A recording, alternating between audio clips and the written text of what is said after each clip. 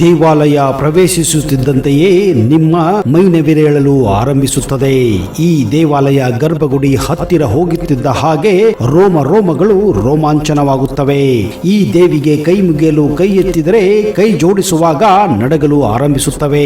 ಹೌದು, ಇದೆಲ್ಲ ಈ ದೇವಸ್ಥಾನದ ಗರ್ಭಗುಡಿಯ ಅತ್ಯಂತ ರೋಚಕ ರಹಸ್ಯಗಳಾಗಿವೆ. ಈ ಒಂದು ಕಾರಣದಿಂದಲೇ ಶಿರಸಿಯ ಮಾರಿಕಾಂಬಾ ದೇವಸ್ಥಾನ ಗರ್ಭಗುಡಿ ಅತ್ಯಂತ ವಿಶೇಷವಾಗಿದೆ. ಬನ್ನಿ, ಆ ಗರ್ಭಗುಡಿಯ ಇನ್ನಷ್ಟು ರಹಸ್ಯಗಳನ್ನ ಈ ವಿಡಿಯೋದಲ್ಲಿ ನಿಮಗೆ ತಿಳಿಸಿಕೊಡ್ತಾ ಇದ್ದೀನಿ. ಅದಕ್ಕಿಂತ ಮೊದಲು ನೀವು ನಮ್ಮ ಚಾನೆಲ್ಗೆ ಹೊಸಬರಾಗಿದ್ದರೆ ದಯವಿಟ್ಟು ಈಗಲೇ ಸಬ್ಸ್ಕ್ರೈಬ್ ಮಾಡಿ, ಜೊತೆಗೆ ಈ ವಿಡಿಯೋನ ಈಗಲೇ ಲೈಕ್ ಮಾಡಿ.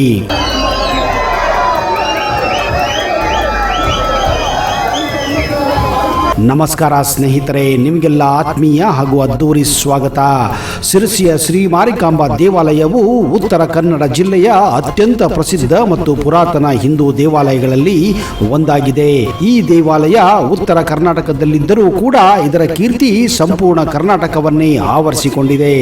ದೇಶ ವಿದೇಶಗಳಿಂದ ಭಕ್ತರು ಈಕೆಯ ಆಶೀರ್ವಾದವನ್ನು ಪಡೆಯಲು ಇಲ್ಲಿಗೆ ಬರುತ್ತಾರೆ. 2 ವರ್ಷಕ್ಕೊಮ್ಮೆ ಇಲ್ಲಿ ನಡೆಯುವ ಜಾತ್ರಾ ಮಹೋತ್ಸವವೇ ಇಲ್ಲಿನ ಮತ್ತೊಂದು ವಿಶೇಷತೆ.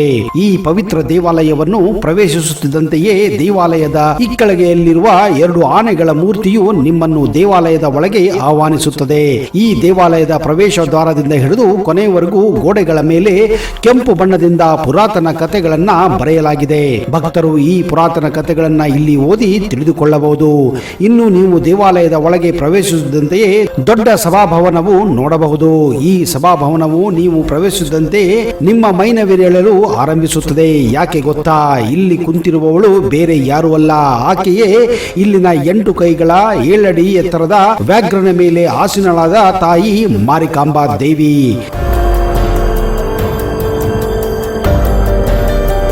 ಈಕೆಯನ್ನ ನೋಡುತ್ತಿದ್ದಂತೆಯೇ ಜೀವನವೇ ಧನ್ಯ ಅನ್ನುವ ಭಾವನೆ ನಿಮ್ಮಲ್ಲಿ ಮೂಡತೊಡಗುತ್ತದೆ.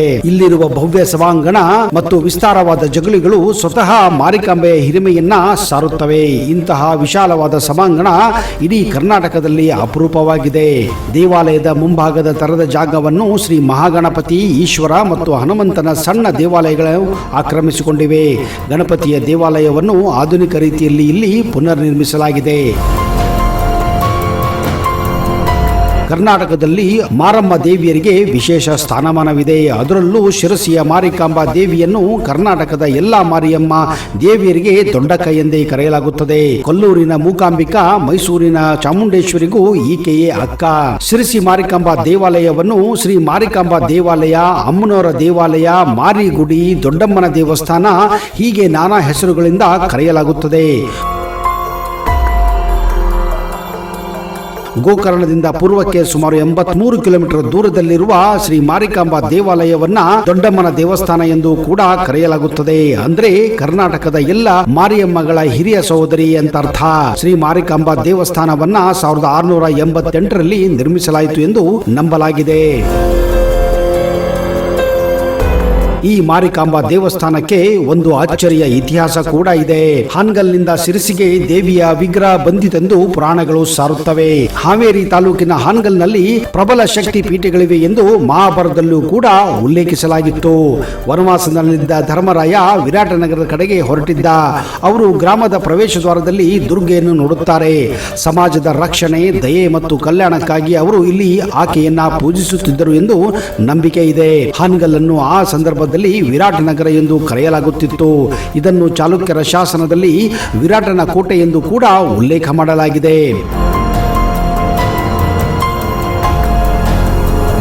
ಅಷ್ಟೇ ಅಲ್ಲದೆ ಇಲ್ಲಿ ಕುಂತಿ ದಿಬ್ಬ, ಹಿಂದೆ ಶ್ರೀದೇವಿಯು ಕುಳಿತಿದ್ದ ತ್ರಿಭುವನೇಶ್ವರಿಯು ಸ್ಥಾನವಾಗಿತ್ತು ಎಂದು ವಿದ್ವಾಂಸರು ತಮ್ಮ ಅಭಿಪ್ರಾಯವನ್ನ ವ್ಯಕ್ತಪಡಿಸಿದ್ದಾರೆ. ಇಲ್ಲಿ ಶ್ರೀದೇವಿಯ ಜಾತ್ರೆಯು ಶ್ರದ್ಧೆ ಮತ್ತು ಭಕ್ತಿಯಿಂದ ನಡೆಯುತ್ತದೆ. ಹಾನಗಲ್ ಜಾತ್ರಾ ಮಹೋತ್ಸವ ನಂತರ ದೇವಿಯ ವಿಗ್ರಹವನ್ನು ಆಭರಣ ಸಮೇತ ಪೆಟ್ಟಿಗೆಯಲ್ಲಿಟ್ಟು ಶಿರಸಿಗೆ ಕಳಿಸಿಕೊಡುತ್ತಿದ್ದರು. ಇದನ್ನ ಎತ್ತಿಕೊಂಡು ಹೋದ ಕಳ್ಳರು ಆಭರಣಗಳನ್ನ ಎತ್ತಿಕೊಂಡು ವಿಗ್ರಹವಿದ್ದ ಪೆಟ್ಟಿಗೆಯನ್ನ ಶಿರಸಿಯ ದೇವಿ ಕೆರೆಯಲ್ಲಿ ಬೀಸಾಕಿ ಹೋಗಿದ್ದರಂತೆ. ಬಸವ ಎನ್ನುವ ಭಕ್ತನೊಬ್ಬ ಪ್ರತಿ ವರ್ಷ ಚಂದ್ರಗುತ್ತಿ ಜಾತ್ರೆಗೆ ಹೋಗುತ್ತಿದ್ದ. ಒಂದು ಬಾರಿ ಅವನನ್ನು ಜನರು ಪೀಡಿಸುತ್ತಾರೆ. ಆದ್ರಿಂದ ಬೇಸರಗೊಂಡ ಅವನು ಚಂದ್ರಗುತ್ತಿಯ ಜಾತ್ರೆಗೆ ಹೋಗದೆ ಸಿರಸಿಯಲ್ಲಿಯೇ ದೇವಿಯ ಆರಾಧನೆಯನ್ನು ಮಾಡುತ್ತಾನೆ. ಒಂದು ರಾತ್ರಿ ಅವನಿಗೆ ದೇವಿಯು ಕನಸಿನಲ್ಲಿ ಬಂದು, ನಾನು ನಿಮ್ಮ ಊರಿನ ಕೆರೆಯಲ್ಲಿದ್ದೇನೆ, ನನ್ನನ್ನು ಮೇಲೆತ್ತು ಎಂದು ಹೇಳುತ್ತಾಳೆ. ಅದರಂತೆ ಪೆಟ್ಟಿಗೆಯಲ್ಲಿದ್ದ ದೇವಿಯ ಬಿಡಿಭಾಗಗಳನ್ನ ಸೇರಿಸಿ ಶುದ್ಧ ಅಷ್ಟಮಿಯ ಮಂಗಳವಾರ ದೇವಿಯ ಪ್ರತಿಷ್ಠಾಪನೆಯಾಯಿತು ಎಂದು ಇಲ್ಲಿನ ಇತಿಹಾಸ ಸಾರುತ್ತದೆ. ನಂತರ ಅದೇ ಜಾಗದಲ್ಲಿ ಭವ್ಯವಾದ ದೇವಾಲಯ ನಿರ್ಮಾಣವಾಯಿತು. ದೇವಿಯ ವಿಗ್ರಹ ಸಿಕ್ಕಿದ ಆ ಕೆರೆಯನ್ನೇ ಇಲ್ಲಿ ದೇವಿ ಕೆರೆ ಎಂದು ನಾಮಕರಣ ಕೂಡ ಮಾಡಲಾಗಿದೆ.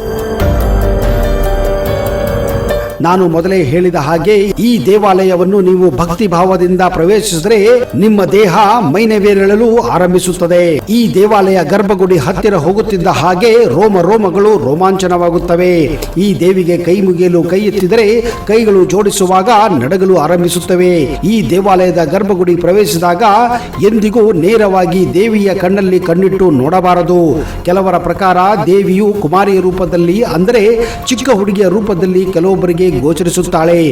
ಹಾಗೇನಾದ್ರೂ ನಿಮಗೇನಾದ್ರೂ ಗರ್ಭಗುಡಿಗೆ ಹೋದಾಗ ದೇವಿ ಚಿಕ್ಕ ಹುಡುಗಿಯ ರೂಪದಲ್ಲಿ ಕಾಣಿಸಿಕೊಂಡರೆ ನಿಮ್ಮ ಇಷ್ಟಾರ್ಥಗಳು ನೆರವೇರುತ್ತವೆ ಅನ್ನುವ ನಂಬಿಕೆ ಇಲ್ಲಿದೆ. ಅಂದರೆ ಮದುವೆ ಆಗದಂತವರಿಗೆ ಮದುವೆ ಆಗುವುದು, ಮಕ್ಕಳಾಗದಂತವರಿಗೆ ಮಕ್ಕಳಾಗುವುದು, ಹೀಗೆ ಬೇಡಿಕೊಂಡ ವರಗಳು ನೆರವೇರುತ್ತವೆ ಎನ್ನುವುದು ಈ ಮೂಲಕ ಗೊತ್ತಾಗುತ್ತದೆ.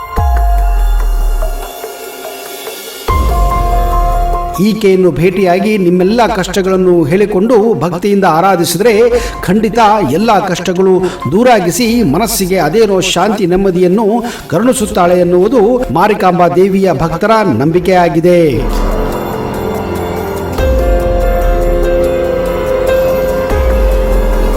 ಈ ದೇವಾಲಯದಲ್ಲಿ ನಿಮಗೆ ಒಂದು ಅತ್ಯಂತ ಪುರಾತನವಾದಂತಹ ಬಾವಿಯು ದೊರಕುತ್ತದೆ. ಇದು ಸ್ವಯಂ ಉದ್ಭವವಂತಹ ಬಾವಿಯಾಗಿದೆ. ಈಗಲೂ ಕೂಡ ಇಲ್ಲಿ ಚಿಲುಮೆಯ ಹಾಗೆ ನೀರು ಸದಾಕಾಲ ಬಾವಿಯಲ್ಲಿ ಜಿರುಗುತ್ತದೆ. ಆದರೆ ಕೆಲವು ವರ್ಷಗಳ ಹಿಂದೆ ಇಲ್ಲಿ ಚಿಕ್ಕ ದುರ್ಘಟನೆ ಕೂಡ ನಡೆದಿತ್ತು. ಅದೇನೆಂದ್ರೆ, ಒಂದು ಚಿಕ್ಕ ಮಗು ಈ ಬಾವಿಯ ಹತ್ತಿರ ಹೋಗಿ ನೀರನ್ನು ನೋಡಲು ಹೋದಾಗ ಬಾವಿಯಲ್ಲಿ ಬಿದ್ದಿತ್ತು. ಆದರೆ ಆ ದೇವಿಯ ಕೃಪೆ ಆ ಮಗುವನ್ನು ಕಾಪಾಡಿತ್ತು. ತಕ್ಷಣವೇ ಅಲ್ಲಿದ್ದ ಒಬ್ಬ ಅರ್ಚಕರು ಬಾವಿಯಲ್ಲಿ ಇಳಿದು ಆ ಮಗುವನ್ನು ಕಾಪಾಡಿದ್ದರು. ಅಂದಿನಿಂದ ಇಲ್ಲಿಯವರೆಗೆ ಈ ಬಾವಿಯನ್ನ ಸದಾಕಾಲ ಪಂಜರದಿಂದ ಮುಚ್ಚಲಾಗುತ್ತದೆ. ಎಷ್ಟೋ ಜನ ಈ ಬಾವಿಯಲ್ಲಿ ನಾಣ್ಯಗಳನ್ನು ಕೂಡ ಹಾಕುತ್ತಾರೆ ಹಾಗೂ ತಮ್ಮ ಬೇಡಿಕೆಗಳನ್ನ ದೇವರ ಮುಂದೆ ಇಡುತ್ತಾರೆ.